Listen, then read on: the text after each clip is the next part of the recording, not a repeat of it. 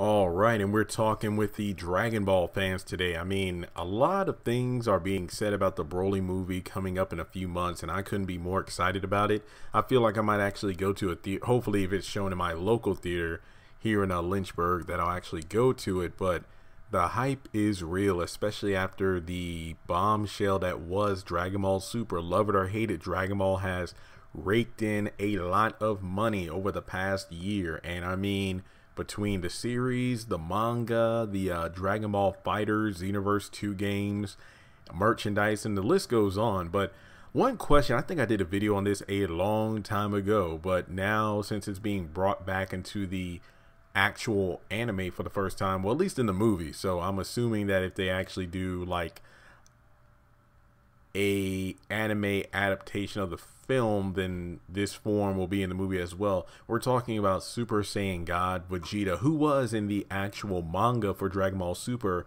during the Future Trunks arc. For the first time, he used Super Saiyan God, that we saw him use the form against Goku Black, and in an impressive display, he switched between SS God and SS Blue so quickly that Black couldn't catch on to it at first. But basically, this technique was done that way the strain and stamina loss of Super Saiyan Blue was actually diminished by only using the form in a split second, you know, to attack, while Super Saiyan God was the primary form. Kind of like Goku using the Kaioken during his fights with Jason Birder on Namek, where, you know, his power reading was about 5,000 according to the scouter, but it would shoot up maybe 10-20 times over when needed, when he needed to defend and attack. So very cool. I think Goku used a similar technique between SS God and SS Blue fighting Dispo in order to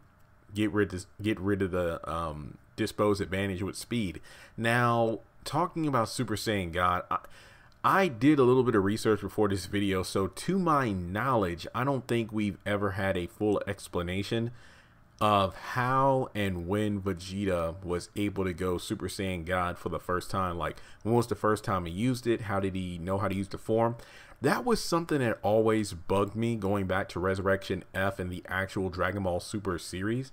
We never really learned how Vegeta was able to utilize God Ki. I mean, when we first seen him in episode 19 of Super, I believe, you know, when Goku got Whis to take him back to Beerus's planet for training, Vegeta recognized, oh, he's returned. And then the Oracle official was like, oh, so you learned how to sense God Ki. You finally learned how to sense the presence of God. And okay, sensing God Ki, I'm kind of like, okay, well, obviously with training and whatnot, he's able to sense a god or a deity. Okay, that kind of makes sense. But then, you know, him going Super Saiyan Blue always seemed odd to me, because I thought it was one of those things where you would have to become a Super Saiyan God first in order to be a legitimate god, in order to have the God Ki. And with Super Saiyan God being a time limited or time restrained form, the power would be absorbed into your body, such as Beerus described it to Goku when he reverted to SS God to Super Saiyan.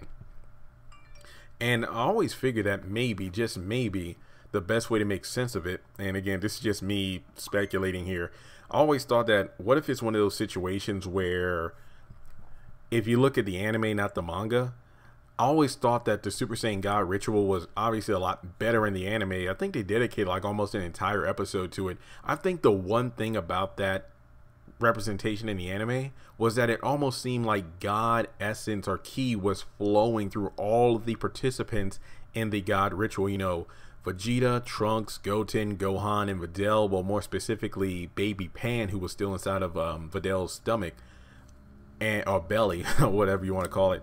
And then Goku, of course, became the primary source. Sorry, there are loud vehicles outside. Goku was the primary focus of the God ritual, so he was the one selected to become the God. Now, the way I always looked at it, especially off the anime, I always felt like all the participants in the ritual had the God essence flowing through them, and then it eventually went all to Goku. So and I guess you can call it headcanon, because as I said before, as far as I know, we've never gotten an official source for this. I always thought that everybody in the circle did have the God essence or God power flowing through them, and it all went to Goku, or the selected Saiyan that the ritual would allow to go full on Super Saiyan God, I always thought that, okay, given the fact that each of the Saiyans in that ritual had a small taste of God Ki, that with further training, you know, Vegeta training with, well, Whis, who was able to teach him how to utilize God Ki, that would allow them to understand the brief instance in the ritual where they were able to feel God Ki.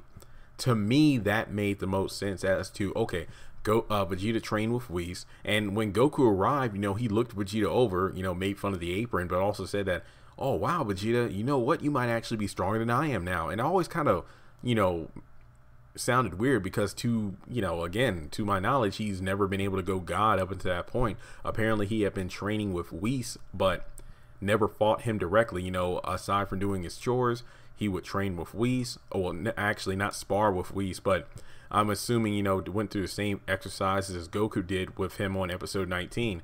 I always chalked it up, and I mean, this might seem a bit cheap of a cop-out, but in Dragon Ball Z, they did all the time. You know, the part of the actual exercises where they had to carry the weights, and it was so heavy that Whis had the ground disappearing behind them, that if they fell to another dimension, they would never be able to return. And then after that, they get teleported to Beerus's chambers, right when he's about to wake up from a dream or something, and then sneeze and hurl a huge ki blast at him and knock him back. I always thought, okay, what if Vegeta's getting huge Zenkai boost every time he gets healed from, you know, being blasted by the God of Destruction, and that explains how his power level is so high. Once again, headcanon here.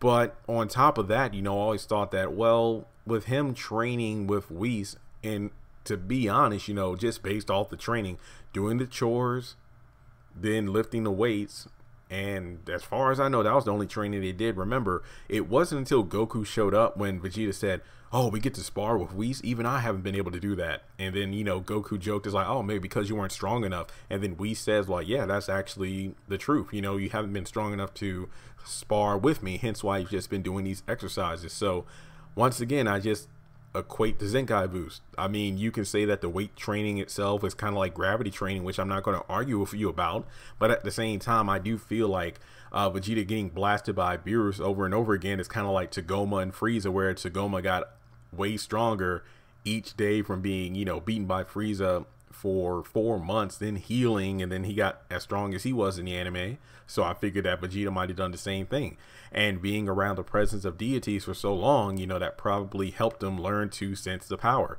Then with Goku there, it kind of elevated things faster, because even we said that it's unbelievable how quickly these two excel in their training when they train together. So that could explain why, you know, they both reach SS Blue at the same time. But on top of that, that still doesn't answer the question of Super Saiyan God Vegeta. I mean, the anime, at least the manga, actually uses the form more than once, so that actually shows us that after, you know, full control of God Ki, Super Saiyan Blue and whatnot, a Saiyan can use Super Saiyan God at will, which we've seen them do time and time again. But it doesn't answer the question of when. So if I were to make an assumption here, I'm just going to stick with my theory until we get something more concrete. If we get something more concrete, I always thought that during the Super Saiyan God ritual, everybody involved got a small taste of God Ki, and Vegeta was able to train so hard, with Whis that is, that he was able to use Super Saiyan God, or at least learn the form at some point.